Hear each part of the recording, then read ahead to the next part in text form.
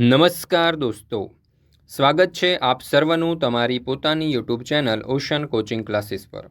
આજે આપણે ધોરણ 6ના હિન્દી વિષયની ગાલા સ્વાધ્યાય પોથીના પાઠ નંબર 8 રાજા કા હિસ્સાનું સંપૂર્ણ સોલ્યુશન આ વિડીયોમાં જોવાના છે। મિત્રો, આપણી આ ચેનલ ઉપર ધોરણ 6ના હિન્દી વિષયની ગાલા સ્વાધ્યાય પોથીના બધા જ પાઠના વિડીયો સોલ્યુશન્સ મૂકવામાં આવેલા છે, જેની લિંક તમને નીચે ડિસ્ક્રિપ્શન બોક્સની અંદર મળી જશે। મિત્રો, ધોરણ 6ના હિન્દી વિષયની ગાલા સ્વાધ્યાય પોથીના બધા જ પાઠના સોલ્યુશનની પીડીએફ, હા દોસ્તો, પીડીએફ આપણી એપ્લિકેશન ઉપર મુકાઈ ચૂકી છે, તો જરૂરથી આ તમામ સોલ્યુશનનો અભ્યાસ કરી લેજો। મિત્રો, ધોરણ 6ના હિન્દી વિષયની જે ગાલા સ્વાધ્યાય પોથી છે તેમાં બધા જ જે સોલ્યુશન છે તેની વિડીયોની લિંક વોટ્સઅપ પર પ્રાપ્ત કરવા માટે આપણા વોટ્સઅપ ગ્રુપમાં જરૂરથી જોડાઈ જજો। તો વોટ્સઅપ ગ્રુપમાં જોડાવા માટેની લિંક, એપ્લિકેશન ડાઉનલોડ કરવા માટેની લિંક અને તમામ વિડીયો જોવા માટેની લિંક તમને નીચે ડિસ્ક્રિપ્શન બોક્સમાં મળી જશે। ચાલો તો શરૂ કરીએ ધોરણ 6ના હિન્દી વિષયની ગાલા સ્વાધ્યાય પોથીના પાઠ નંબર 8નું સંપૂર્ણ સોલ્યુશન। એમાં પ્રશ્ન નંબર 1, निम्नलिखित प्रत्येक प्रश्न के उत्तर के लिए दिए गए विकल्पों में से सही विकल्प चुनकर उत्तर लिखिए। पहलो सवाल, राजा भोज किस पर सवार होकर राज्य का भ्रमण कर रहे थे? तो जवाब आवशे विकल्प सी, रथ पर। बीजू, खेत किससे जोता जाता है? तो जवाब आवशे विकल्प बी, हल से। त्रीजू, अपने काम के प्रति किसान की कैसी भावना थी? तो जवाब आवशे विकल्प बी, लगन। चौथू, खेत में मोती की फसल देखकर किसान को खाली जग्या हुआ? तो जवाब आवशे विकल्प ए, आश्चर्य। मित्रों, આપણે ઓશન કોચિંગ ક્લાસીસ નામની એક જબરજસ્ત એપ્લિકેશન લોન્ચ કરી છે।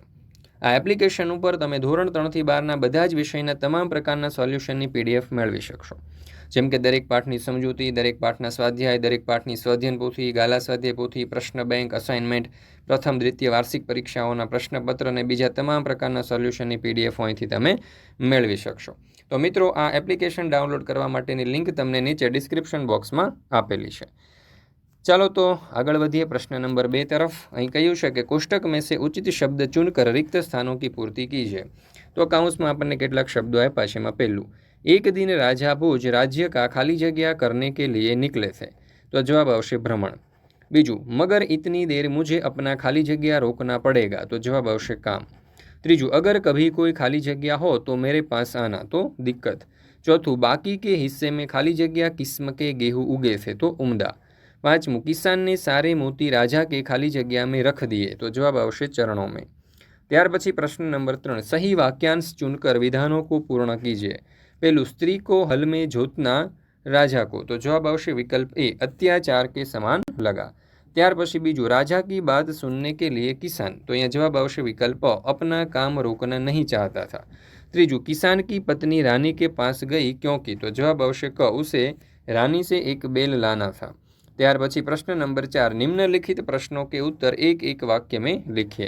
एमां पहलो सवाल, राजा भोज प्रजा की कठिनाइयों का पता कैसे लगाते थे?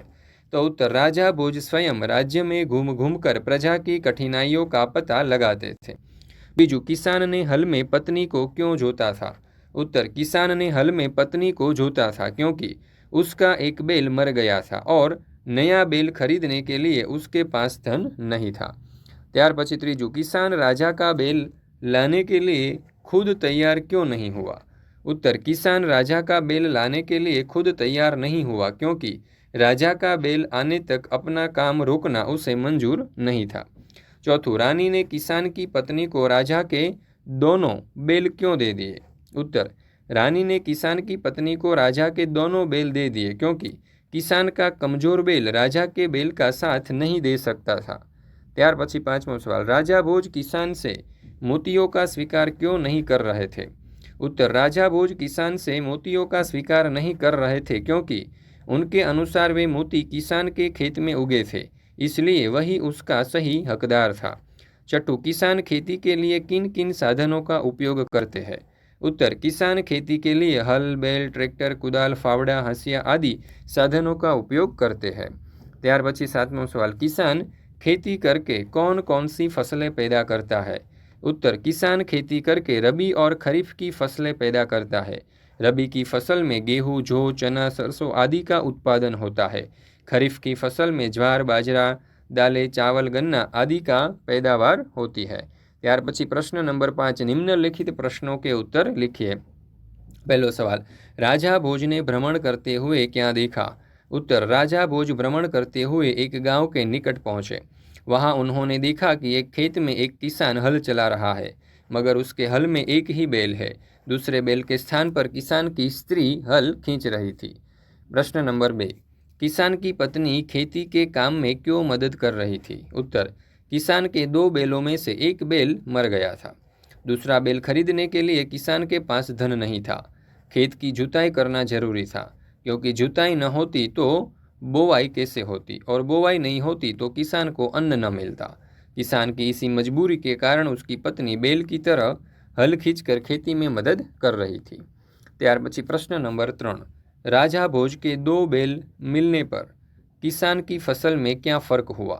तो किसान को राजा भोज के 2 बैल मिलने पर खेत में हल चलाना आसान हो गया।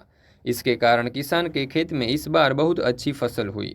लेकिन एक आश्चर्यजनक बात भी हुई।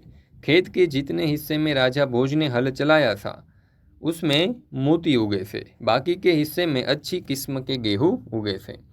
ત્યાર પછી પ્રશ્ન નંબર 4, किसान हमें किस प्रकार उपयोगी है? तो उत्तर, किसान की मुख्य उपयोगिता गांव में होने वाली खेती में है। खेती करके वह तरह तरह के अनाज और सब्जियां पैदा करते हैं। किसान मूंगफली और गन्ने की फसलें भी उगाते हैं। उसके द्वारा उत्पन्न अनाज, सब्जियां आदि चीज़ें बाजार में बिकने के लिए जाती हैं। ત્યાર પછી प्रश्न नंबर 5, किसान के क्या कहने पर राजा भोज ने मोती स्वीकार किए? उत्तर, किसान ने राजा भोज से कहा कि मेरे खेत में उगे मोती आपके ही परिश्रम का फल है, इसलिए आप इनका स्वीकार कर ले। अगर आप स्वयं नहीं स्वीकार करते तो इन्हें राजकोष में जमा कर दीजिए और गरीबों की भलाई में इनका उपयोग कीजिए। राजा भोज को किसान का यह सुझाव पसंद आया, इसलिए उन्होंने किसान की प्रार्थना पर मोतियों का स्वीकार किया। ત્યાર પછી छठो सवाल, राजा भोज किसान से क्यों प्रभावित हुए? उत्तर, किसान के पास एक ही बैल था, इसलिए हल में दूसरे बैल की जगह अपनी पत्नी को जोत कर वह हल चला रहा था।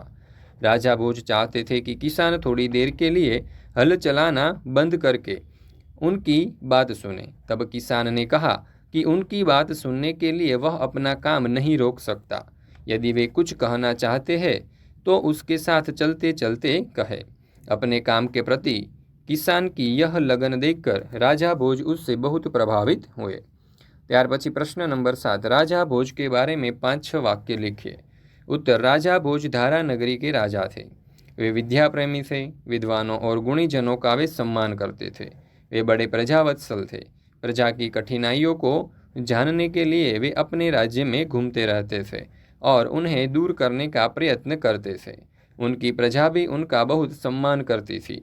राजा भोज के बारे में अनेक कथाएं प्रचलित है। ત્યાર પછી જોઈએ પ્રશ્ન નંબર 6, निम्नलिखित वाक्य किसने किससे कहे हैं? तो એમાં પહેલું, भले आदमी तुम यह क्या अत्याचार कर रहे हो? तो यह वाक्य राजा भोज ने किसान से कहा है। बीजू, जो कहना है मेरे साथ चलते चलते कहो, तो किसान ने राजा भोज से कहा है।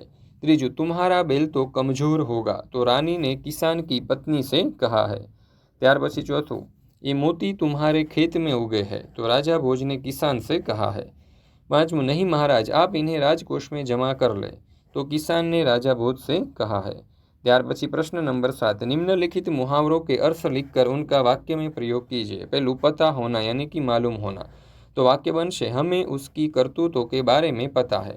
बीजू, आश्चर्य का ठिकाना न रहना यानी कि बहुत आश्चर्य होना, तो जवाब आवशे जादू के खेल देखकर हमारे आश्चर्य का ठिकाना न रहा। त्रीजू, आंख खुलना यानी कि सही बात का ज्ञान होना, तो व्यवसाय में नुकसान होते ही सेठ जी की आंख खुल गई।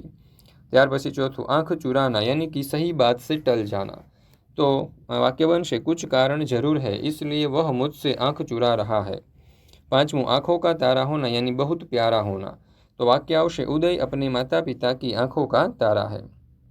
प्रश्न नंबर 8, निम्नलिखित शरीर के अंगों से संबंधित एक एक मुहावरा लिखिए। कान, कान देना, कान लगाना। दांत, दांत दिखाना। गला, तो गले लगाना। हाथ, तो हाथ आना। घुटन, तो घुटने टेकना। माथा, तो माथा ठनकना। बाल, तो बाल बांका न होना। पीठ, तो पीठ दिखाना।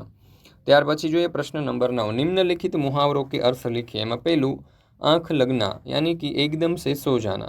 बीजू से आंख दिखाना यानी कि क्रोध करना। त्रीजू, आंखों में चमक आना यानी कि प्रसन्न होना। ત્યાર પછી प्रश्न नंबर 10, निम्नलिखित विशेषणों का वाक्य में प्रयोग कीजिए। એમાં પહેલું છે 1, तो किसान के पास एक बैल था। बीजू है प्रजावत्सल, तो आदर्श राजा प्रजावत्सल होता है।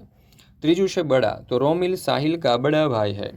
चौथू है होनहार, तो सचमुच तुम होनहार लड़के हो। पांचवू है मीठा, तो कोयल का स्वर मीठा होता है। छठू है मेहनती, तो भारत के किसान मेहनती है। ત્યાર પછી પ્રશ્ન નંબર 11, નીચે दिए गए वर्णों से शुरू होने वाले 3-3 शब्द लिखिए।